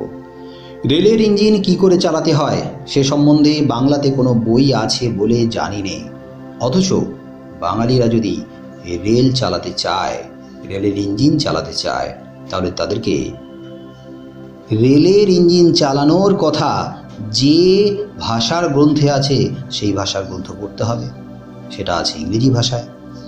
তাই এসব টেকনিক্যাল শব্দের প্রয়োজন যে আরও কত বেশি সে সম্বন্ধে কোনো সুস্পষ্ট ধারণা এখনও আমাদের মনের মধ্যে নেই। অর্থাৎ এইরকম বহু টেকনিক্যাল শব্দ আমাদের দরকার, আমাদেরকে গ্রহণ করতে হবে, আমাদেরকে শিখতে হবে। আর তার জন্য আমাদেরকে বিদেশি ভাষার গ্রন্থ বা বই পড়তেই হবে। আর না পড়লে আমরা তথা বাঙালিরা বা বাংলা ভাষাভাষী মানুষ পিছিয়ে পড়ব। এক অর্থে আমাদের বাংলা, আমাদের দেশই পিছিয়ে পড়বে। সুতরাং লেখকের বক্তব্য, ইংরেজি চর্চা বন্ধ করার সময় এখনও আসেনি। ইংরেজি চর্চা বন্ধ করার সময় এখনও আসেনি। তার মানে কখন বন্ধ করার সময় আসবে? না, যখন আমরা আমাদের ভাষার মাধ্যমে ইংরেজিকে ছাড়িয়ে যেতে পারবো। আমরা আমাদের ভাষা থেকে পৃথিবীর সমস্ত বিষয়ের জ্ঞান লাভ করতে পারবো। তখন ইংরেজি চর্চা আর হয়তো আমাদের দেশে বা বাংলায় প্রয়োজন হবে না। কিন্তু সেটা কি সম্ভব? এই মুহূর্তে দাঁড়িয়ে তোমরা বিচার করে দেখো, ভেবে দেখো। নব নব সৃষ্টি, সৈয়দ মুজতবা আলী। গত আলোচনার শেষ অংশে আমরা যেটুকু দেখলাম তা হলো ইংরেজি চর্চার বন্ধের সময় এখনও আসেনি। অর্থাৎ বাংলার প্রয়োজনে, বাঙালি জাতির প্রয়োজনে, বাংলা ভাষা ও সাহিত্যের প্রয়োজনে এখনও ইংরেজি ভাষা, ইংরেজি সাহিত্য ও ইংরেজিতে বিভিন্ন ধরনের বিষয়ের আলোচনা বা চর্চা এখনও বন্ধের সময় আসেনি। আমাদের প্রয়োজনে আমরা ইংরেজি ভাষা চর্চা করব, করে চলব। তারপর একমাত্র আরবি ফার্সি শব্দের বেলা অনায়াসে বলা যেতে পারে যে এই দুই ভাষা থেকে ব্যাপকভাবে আর নতুন শব্দ বাংলাতে ঢুকবে না। ইতিপূর্বে আরবি এবং ফার্সি থেকে বহু শব্দ আমাদের বাংলা ভাষায় প্রবেশ করেছে। কিন্তু এখন আরবি ফার্সির চর্চা বাংলা থেকে চলে যাওয়ার উপক্রম হয়েছে। এখন বলতে এই সময় নয়, লেখক যে সময় রচনা লিখেছেন, প্রবন্ধ লিখেছেন, সেই সমসাময়িক কালে আরবি ফার্সির চর্চা পশ্চিম বাংলা থেকে চলে যাওয়ার উপক্রম। লেখক আরও বলেছেন, পূর্ব বাংলায়ও এসব ভাষার প্রতি তরুণ সম্প্রদায়ের কৌতূহল অতিশয় ক্ষীণ বলে তার আয়ু দীর্ঘ হবে বলে মনে হয় না। তার মানে পূর্ব বাংলায় কিছু আরবি ফার্সির চর্চা লক্ষ্য করা যাচ্ছে, কিন্তু খুব বেশি দিন সেই চর্চা স্থায়ী হবে না। আমরা জানি দেশ বিভাগের পর পূর্ব বাংলা পাকিস্তানের সঙ্গে অন্তর্ভুক্ত ছিল, আর পূর্ব বাংলা তথা তৎকালীন পূর্ব পাকিস্তানে আরবি ও ফার্সি ভাষার চর্চা ভালো মতোই চলছিল, কারণ সেখানে বহু মক্তব ও মাদ্রাসা রয়েছে। কিন্তু লেখক মনে করেন সেই পূর্ব বাংলা থেকেও আরবি ফার্সির চর্চা চলে যেতে বাধ্য। এবং শেষ কথা, আরব ইরানে অদূর ভবিষ্যতে যে হঠাৎ কোনো অভূতপূর্ব জ্ঞান বিজ্ঞানের চর্চা আরম্ভ হয়ে বাংলাকে প্রভাবিত করবে তার সম্ভাবনাও কম। একসময় আরব, ইরান এই সমস্ত দেশে, এই সমস্ত অঞ্চলে জ্ঞান বিজ্ঞানের প্রভূত চর্চা শুরু হয়েছিল, জ্ঞান বিজ্ঞানের জোয়ার এসেছিল। ফলে এই অঞ্চলের ভাষা মানে আরবি ফার্সি ছড়িয়ে পড়েছিল নানা দিকে, বিশেষ করে বাংলার উপরে তার প্রভাব পড়েছিল। কিন্তু আস্তে আস্তে এখানে সেই ভাষার চর্চা ক্ষীণ হতে বসেছে। আর লেখক বিশ্বাস করেন এই অঞ্চলে জ্ঞান বিজ্ঞানের চর্চা কিন্তু প্রভূত বা বিপুল পরিমাণ হবে এমন কিন্তু আশা করা যায় না। ফলে এই অঞ্চলের ভাষা আবার নতুন করে শক্তি ধারণ করে বাংলাকে প্রভাবিত করবে বলে লেখকের এমন মনে হয় না। তবে তার থেকে যেটা বেশি সম্ভাবনা সেটা হলো ইউরোপীয় ভাষা তথা ইংরেজি। কিন্তু যেসব আরবি ফার্সি শব্দ বাংলাতে ঢুকে গিয়েছে তার অনেকগুলো যে আমাদের ভাষাতে আরও বহুকাল ধরে চালু থাকবে সে বিষয়ে কোনো সন্দেহ নেই। এবং দ্বিতীয়ত, কোনো লেখক নতুন বিদেশি শব্দের সন্ধান বর্জন করে পুরনো বাংলার চণ্ডী থেকে আরম্ভ করে হুতম পর্যন্ত অচলিত আরবি ফার্সি শব্দ তুলে নিয়ে সেগুলো কাজে লাগাবার চেষ্টা করছেন। কিছুদিন পূর্বেও এই এক্সপেরিমেন্ট করা অতিশয় কঠিন ছিল। আমরা এখানে একটা এক্সপেরিমেন্টের কথা বলবো, ভাষা নিয়ে, শব্দ নিয়ে এক্সপেরিমেন্ট। এই এক্সপেরিমেন্ট সম্পর্কে তোমরা যদি বুঝতে পারো তাহলে এই অনুচ্ছেদ তোমাদের কাছে পরিষ্কার হয়ে যাবে।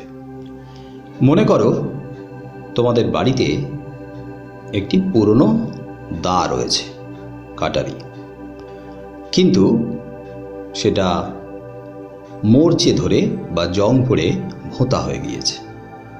সেটা দিয়ে এই মুহূর্তে আর কোনো কাজ করা যাচ্ছে না, অথচ তোমার প্রয়োজন, তোমার দরকার একটা দায়ের। তাহলে তুমি কি করবে? আমরা দুভাবে আমাদের প্রয়োজন বা দরকারটা মেটাতে পারি। এক, যদি মনে করো ওই পুরনো কাটারি বা দাকে ব্যবহার না করে তুমি বাজার থেকে একটা নতুন দা কিনে আনতে চাও, সেটাও করতে পারো। আবার তুমি যদি মনে করো যে ওই পুরনো দা ওটাকেই ঘষে মেজে শান দিয়ে নতুনের মতো করে ব্যবহার করবে, সেটাও করা যেতে পারে। তো দুটো রাস্তাই তুমি নিতে পারো। এখন কোন রাস্তাটা তুমি নেবে? নতুন কিনতে গেলে অনেক টাকা লাগবে, আর পুরনোকে নতুনভাবে ব্যবহার করতে গেলে খুব কম টাকায় কাজটা হয়ে যাবে। এখন আমাদের সামনে প্রয়োজন হয়েছে যে আমাদের বাংলা ভাষায় আরও শব্দ দরকার, নতুন শব্দ। এখন এই শব্দ বা শব্দের ঘাটতি মেটাতে গেলে দুটো পথ বা রাস্তা রয়েছে। একটা হলো, ধরো অনেক পুরনো শব্দ বাংলা ভাষায় আছে যেগুলো অচলিত, অর্থাৎ যেগুলো আর সেইভাবে চালু নেই, সেগুলোর ব্যবহার নেই, এমন অনেক আরবি ফার্সি শব্দ আছে। তাহলে এভাবেও কাজে লাগানো যায় যে ওই পুরনো আরবি ফার্সি শব্দগুলোকে তুলে নিয়ে আবার ঘষে মেজে নতুন করে ব্যবহার করা যায়, তাহলেও প্রয়োজন মিটবে। আবার এটাও করা যায় যে পুরনো যেগুলো আছে সেগুলো থাকুক, বরং নতুন আরবি ফার্সি শব্দ গ্রহণ করব, এভাবেও করা যায়। কিন্তু কোন পথটাকে গ্রহণ করবে? এখানে লেখক বলেছেন যে আমাদের ভাষায় আরবি ফার্সি শব্দ কিন্তু অনেক ঢুকে রয়েছে এবং সেগুলো বহুকাল ধরে থাকবে। তাহলে ওই শব্দগুলোকে যদি আমরা নতুন করে আবার ব্যবহার করি, তাহলে আমাদের দরকার বা প্রয়োজনটা মিটবে। লেখক এও বলেছেন যে পুরনো বাংলার চণ্ডী থেকে আরম্ভ করে হুতম পর্যন্ত, চণ্ডী মানে চণ্ডীমঙ্গল কাব্য, তোমাদের চণ্ডীমঙ্গল কাব্যের অংশ আছে, কলিঙ্গ দেশের ঝড় বৃষ্টি কাব্যাংশের মূল গ্রন্থ। আবার হুতম, এই হুতম তথা হুতম প্যাঁচার নকশার কথা এর আগে আলোচনা করেছি। তাহলে চণ্ডী থেকে বা চণ্ডীমঙ্গল থেকে হুতম প্যাঁচার নকশা পর্যন্ত যত পুরনো গ্রন্থ আছে বাংলায়, সেই গ্রন্থে আরবি ফার্সি শব্দগুলোকে আবার নতুন করে যদি চালু করা যায়, ব্যবহার করা যায়, তাহলে কিন্তু নতুন শব্দের উপরে আর নির্ভর করতে হলো না, অথচ প্রয়োজনটাও মিটল। লেখক বলেছেন কিছুদিন পূর্বেও এই এক্সপেরিমেন্ট করা অতিশয় কঠিন ছিল, কাজটা কঠিন ছিল, কিন্তু অধুনা বিশ্ববিদ্যালয়ের কল্যাণে অনেক ছাত্রছাত্রীকে বাধ্য হয়ে পুরনো বাংলা পড়তে হয়।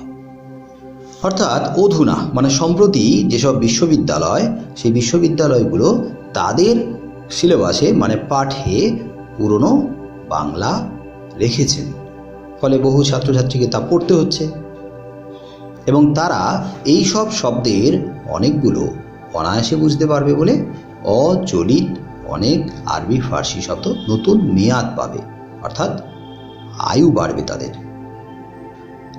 আমাদের ইউনিভার্সিটির বা বিশ্ববিদ্যালয়ের ছাত্রছাত্রীরা তারা পুরনো বাংলা পড়ছে, তারা ওই পুরনো বাংলায় পুরনো আরবি ফার্সি শব্দগুলোকে আবার নতুন করে ঘষে মেজে ব্যবহার করবে, ফলে হারিয়ে যেতে বসা ওই মরচে ধরে থাকা আরবি ফার্সি শব্দ নতুন প্রাণ পাবে। এই পরিস্থিতির সামনে জীবন মৃত এসব শব্দের একটা নতুন খতের নিলে ভালো হয়। জীবন মৃত অর্থাৎ জীবিত হয়েও মৃত, জীবিত হয়েও মৃত মানে আছে, বেঁচে আছে, কিন্তু তার ব্যবহার নেই, সেটা যেন নিস্তেজ হয়ে গেছে, অকেজ হয়ে গেছে, তাহলে তাদেরকে আমরা জীবন মৃত বলতে পারি। তার মানে এখানে জীবন মৃত শব্দ কোনগুলো না, পুরনো বাংলায় আরবি ফার্সি এমন অনেক শব্দ আছে যেগুলো বাংলায় তো আছে, কিন্তু সেগুলোর ব্যবহার নেই। তাহলে কত এমন জীবন মৃত শব্দ আছে, লেখক তার একটা খতেন সামনে রাখতে বলেছেন, তার একটা হিসেব সামনে রাখতে বলেছেন, তালিকা তৈরি করতে বলেছেন। ফলে পুরনো শব্দগুলোকে নতুন করে আবার ব্যবহার করাটা অনেক সহজ হয়ে যাবে, পথটা অনেক প্রশস্ত হবে। তারপর ভারতীয় মক্তব মাদ্রাসায় যদিও প্রচুর পরিমাণে আরবি ভাষা পড়ানো হয়েছিল, তবু কার্যত দেখা গেল ভারতীয় আর্যগণ ইরানি আর্য সাহিত্য অর্থাৎ ফার্সির সৌন্দর্যে অভিভূত হলেন বেশি। লেখক বলেছেন, যদিও ভারতীয় মক্তব আর মাদ্রাসায়, মক্তব মানে মুসলিমদের প্রাথমিক বিদ্যালয় আর মাদ্রাসা হলো উচ্চ বিদ্যালয়, এই মক্তব আর মাদ্রাসায় প্রচুর পরিমাণে আরবি ভাষা পড়ানো হয়েছিল, কিন্তু ভারতীয় আর্য যারা, তারা এই আরবির থেকে অনেক বেশি আকৃষ্ট হয়েছিল আর্য সাহিত্যের দিকে। আর সেই আর্য সাহিত্যের যে ভাষা সেটা ছিল ফার্সি। আসলে ফার্সির যে সৌন্দর্য, ফার্সির যে কোমলতা, ফার্সির যে শৌখিনতা, তা ভারতীয় আর্যদেরকে অনেক বেশি অভিভূত করেছিল। ফলে উর্দু সাহিত্যের মূল সুর তাই ফার্সির সঙ্গে বাঁধা, আরবির সঙ্গে নয়। মানে ভারতীয় আর্যরা যে উর্দু সাহিত্যের চর্চা করেছে, সেই উর্দু সাহিত্যের মূল সুর বা মূল বন্ধন ফার্সির সঙ্গে বাঁধা আছে, আরবির সঙ্গে নয়। কারণ তারা ফার্সির উপরে অনেক বেশি নির্ভরশীল ছিল, ফার্সির প্রতি অনেক বেশি আকৃষ্ট ছিল। আবার হিন্দি গদ্যের উপর বাইরের যে প্রভাব পড়েছে সেটাও ফার্সির, আরবির নয়। এক্ষেত্রে আগের যে ব্যাখ্যা করা হলো, সেই একই ব্যাখ্যা, একই যুক্তি খাটে। একদা ইরানে যেরকম আর্য ইরানি ভাষা ও সেমেতি আরবি ভাষার সংঘর্ষে নবীন ফার্সি জন্মগ্রহণ করেছিল, ভারতবর্ষে সেই সংঘর্ষের ফলে সিন্ধি, উর্দু ও কাশ্মীরি সাহিত্যের সৃষ্টি হয়। একটি ভাষার সঙ্গে আরেকটি ভাষার সংঘর্ষ বা সংঘাতের ফলে নতুন নতুন ভাষার সৃষ্টি হয়। লেখক বলেছেন, এক সময় ইরানে ফার্সি ভাষার জন্ম হয়েছিল কোন দুটি ভাষার সংঘাতে? না, ইরানি ভাষা আর সেমিতি ভাষা। আবার ওই দুটি ভাষার সংঘাতের ফলে ভারতবর্ষে যেসব ভাষার সৃষ্টি হয়েছিল, যেসব সাহিত্যের সৃষ্টি হয়েছিল, সেগুলো ছিল সিন্ধি, উর্দু, কাশ্মীরি সাহিত্য। কিন্তু আরবির এই সংঘর্ষ ফার্সির মাধ্যমে ঘটেছিল বলে, কিংবা অন্য যে কোনো কারণেই হোক, ভারতবর্ষীয় এই তিন ভাষা ফার্সির মতো নব নব সৃষ্টি দিয়ে ঐশ্বর্যশালী সাহিত্য সৃষ্টি করতে পারল না। লেখক বলেছেন, যে কারণেই হোক না কেন, ভারতবর্ষে ফার্সি ভাষার যেমন প্রভাব, ফার্সি ভাষা যেমন বিপুল সাহিত্য সৃষ্টি করেছে এবং সেই সাহিত্য ঐশ্বর্যশালী সাহিত্য, কিন্তু এই তিন ভাষা সিন্ধি, উর্দু আর কাশ্মীরি, এই ভাষাগুলির এই সাহিত্যের কিন্তু ততখানি প্রভাব বা কদর বা শক্তি সেই অর্থে ভারতবর্ষে ছিল না। এগুলো যেন অনেকটা ফিকে হয়ে গেছে, অনেকটা ক্ষয়িষ্ণু হয়ে পড়েছে। উর্দুতে কবি ইকবালি এ তত্ত্ব সম্যক হৃদয়ঙ্গম করেছিলেন ও নতুন সৃষ্টির চেষ্টা করে উর্দুকে ফার্সির অনুকরণ থেকে কিঞ্চিত নিষ্কৃতি দিতে সক্ষম হয়েছিলেন।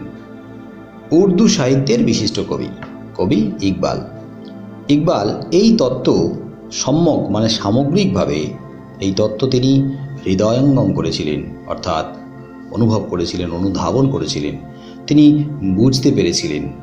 তাই নতুন সৃষ্টির চেষ্টা করে উর্দু সাহিত্যকে ফার্সির অনুকরণ থেকে কিছুটা মুক্ত করার চেষ্টা করেছিলেন এবং সেই কাজে তিনি সক্ষম হয়েছিলেন।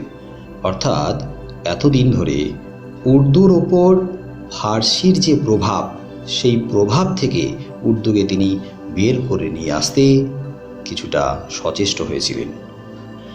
বাঙালির সর্বশ্রেষ্ঠ সাহিত্য সৃষ্টি তার পদাবলী কীর্তনে। পদাবলী কীর্তনের কথা তোমরা প্রত্যেকেই জানো এবং বাংলা সাহিত্যে পদাবলী কীর্তন বা পদাবলী সাহিত্যের একটি বিশেষ গুরুত্বপূর্ণ ভূমিকা আছে। পদাবলী সাহিত্যে কীর্তন বাঙালির মন প্রাণকে জয় করে নিয়েছে। বাঙালির সর্বশ্রেষ্ঠ সাহিত্য সৃষ্টি তার পদাবলী কীর্তনে। অর্থাৎ বাঙালি যে সাহিত্যের মাধ্যমে নিজেকে সব থেকে মেলে ধরেছে, নিজের হৃদয়কে উন্মুক্ত করে দিয়েছে, সেই সাহিত্য হলো পদাবলী সাহিত্য। আর পদাবলী সাহিত্যের মূল উপজীব্য বিষয় হলো রাধা কৃষ্ণের লীলা। এ সাহিত্যের প্রাণ এবং দেহ উভয়ই খাঁটি বাঙালি। আমরা জানি যে কৃষ্ণ বা রাধা কেউই বাঙালি নন, কেউই বাঙালি সাহিত্যের চরিত্র নয়। তারা আর্য সাহিত্যের চরিত্র, তারা সংস্কৃত সাহিত্যের চরিত্র। অথচ কেন বলা হলো যে পদাবলী কীর্তনে যে প্রাণ তা সম্পূর্ণভাবে খাঁটি বাঙালি? তার কারণ এ সাহিত্যে শুধু যে মহাভারতের শ্রীকৃষ্ণ বাংলায় খাঁটি কানুরূপ ধারণ করেছে তাই নয়, শ্রীমতী শ্রী রাধাও যে একেবারে বাঙালি মেয়ে, খাঁটি বাঙালি মেয়ে, সে বিষয়ে কোনো সন্দেহ নেই। তার মানে পদাবলী সাহিত্যের কবি অর্থাৎ পদকর্তারা কৃষ্ণ ও রাধাকে আর্য সাহিত্যের মোড়ক থেকে বের করে নিয়ে এসে, আবরণ থেকে বের করে নিয়ে এসে তারা বাংলার পরিবেশে সম্পূর্ণ বাঙালি আনায় ভরিয়ে দিয়েছেন।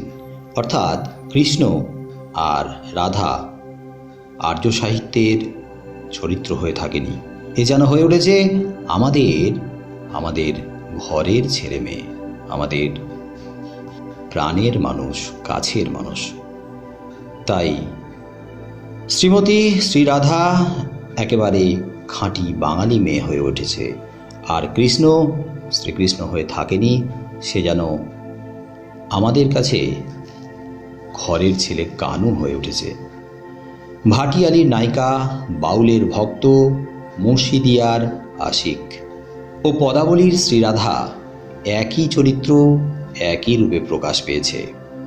অর্থাৎ ভাটিয়ালি গানের যে নায়িকার কথা বলা হয়েছে, কিংবা বাউল সঙ্গীতে যে ভক্তের কথা বলা হয়েছে, কিংবা মুসলিমদের মুর্শিদিয়ার গানে যে আশিকের কথা বলা হয়েছে, আর আমাদের পদাবলী সাহিত্যে যে শ্রীরাধার কথা বলা হয়েছে, সেই চরিত্রগুলি সব মিলেমিশে একই হয়ে গেছে, একাকার হয়ে গেছে।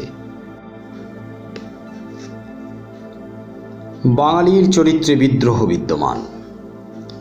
তার অর্থ এই যে কি রাজনীতি, কি ধর্ম, কি সাহিত্য, যখনই যেখানে সে সত্য, শিব, সুন্দরীর সন্ধান পেয়েছে, তখনই সেটা গ্রহণ করতে চেয়েছে। অর্থাৎ বাঙালি স্বভাবগত দিক থেকে বিদ্রোহী। বাঙালির শিরায় উপশিরায় বিদ্রোহ, বাঙালির রক্তে বিদ্রোহ।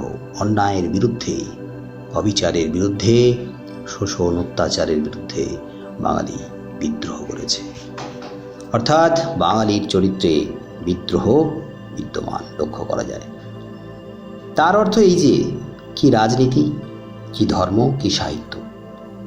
অর্থাৎ রাজনীতির ক্ষেত্রেই হোক, ধর্মের ক্ষেত্রেই হোক, বা সাহিত্যের ক্ষেত্রেই হোক, যখন যেখানে সে সত্য শিব সুন্দরের সন্ধান পেয়েছে তখনই গ্রহণ করতে চেয়েছে। অর্থাৎ বিভিন্ন ক্ষেত্রে যা সত্য শিব সুন্দর, যা শ্রেষ্ঠ, যা ন্যায়পরায়ণ, যা সত্যি সুন্দর, সৃজনশীল, তাকে গ্রহণ করতে বাঙালি দ্বিধা করেনি। এবং সেই গ্রহণের মাঝে কেউ যখন বাধা দিতে গেছে, কেউ যখন গতানুগতিক পন্থা প্রাচীন ঐতিহ্যের দোহাই দিয়ে ওই প্রচেষ্টায় বাধা দিতে গেছে, তার বিরুদ্ধেও বিদ্রোহ করেছে। তার মানে কেউ বলছে যে এইভাবে অন্যের থেকে গ্রহণ করাটা এটা গতানুগতিক, এটা একঘেয়েমি, এইভাবে গ্রহণ করাটা ঠিক নয়, উচিত নয়, এটা আমাদের প্রাচীন ঐতিহ্যের পরিপন্থী, প্রাচীন ঐতিহ্যের বিরোধী। তাই এইভাবে গ্রহণ করো না বলে যখনই বাধা হয়ে দাঁড়িয়েছে আমরা কিন্তু তার বিরুদ্ধে বিদ্রোহ করেছি। অর্থাৎ সত্য শিব সুন্দরকে গ্রহণ করতে আমরা পিছিয়ে আসিনি। এবং তার চেয়েও বড় কথা, যখন সে বিদ্রোহ উচ্ছৃঙ্খলতায় পরিণত হতে চেয়েছে তখন তার বিরুদ্ধে আবার বিদ্রোহ করেছে। অর্থাৎ বাঙালি বিদ্রোহ করেছে, অন্যায়ের বিরুদ্ধে বিদ্রোহ করেছে, কিন্তু সীমার মধ্যে থেকে বিদ্রোহ করেছে। বাঙালি বিদ্রোহ করেছে শৃঙ্খলার মধ্যে থেকে, বাঙালি বিদ্রোহ করেছে সৌজন্যতা শিষ্টাচারের সীমার মধ্যে দাঁড়িয়ে, তাকে লঙ্ঘন করেনি। কিন্তু কেউ যখন তাকে লঙ্ঘন করতে গেছে, অর্থাৎ স্বেচ্ছাচারী হয়ে উঠেছে, উচ্ছৃঙ্খল হয়ে উঠেছে সেই বিদ্রোহ, তখন কিন্তু তার বিরুদ্ধেও আবার বিদ্রোহ করে তাকে সীমার মধ্যে এনে দিয়েছে, তাকে অবদমিত করেছে। এ থেকে বোঝা যায় যে বাঙালির চরিত্রে বিদ্রোহ বর্তমান। আর লেখক বলেছেন এ বিদ্রোহ বাঙালি হিন্দুর ভিতরে সীমাবদ্ধ নয়, বাঙালি মুসলমানও এ কর্মে পরম তৎপর, সে বাঙালি হিন্দুই হোক আর বাঙালি মুসলিম হোক, বাঙালি মাত্রই বিদ্রোহী, বাঙালির মধ্যে বিদ্রোহ বর্তমান। সম্প্রদায়গত দিক থেকে আলাদা হতেই পারে, হিন্দু মুসলিম, আমরা হিন্দু সম্প্রদায়ের, হিন্দু ধর্মের, আবার মুসলমানরা ইসলাম ধর্মের, তারা মুসলিম সম্প্রদায়। কিন্তু যারা বাংলায় জন্মেছেন, বাংলার ভাষা শিক্ষা সংস্কৃতি যাদের প্রাণের মধ্যে রয়েছে, প্রাণের সঙ্গে জড়িয়ে রয়েছে, তারাই তো বাঙালি। আর এই বাঙালি মাত্রেই বিদ্রোহী। তাই এ থেকে লেখক সিদ্ধান্ত নিয়েছেন যে ধর্ম যাই হোক না কেন, ধর্ম বদলালেই জাতির চরিত্র বদলায় না। অর্থাৎ জাতিগত দিক থেকে একটা জাতি এক জায়গায় সবাই এক।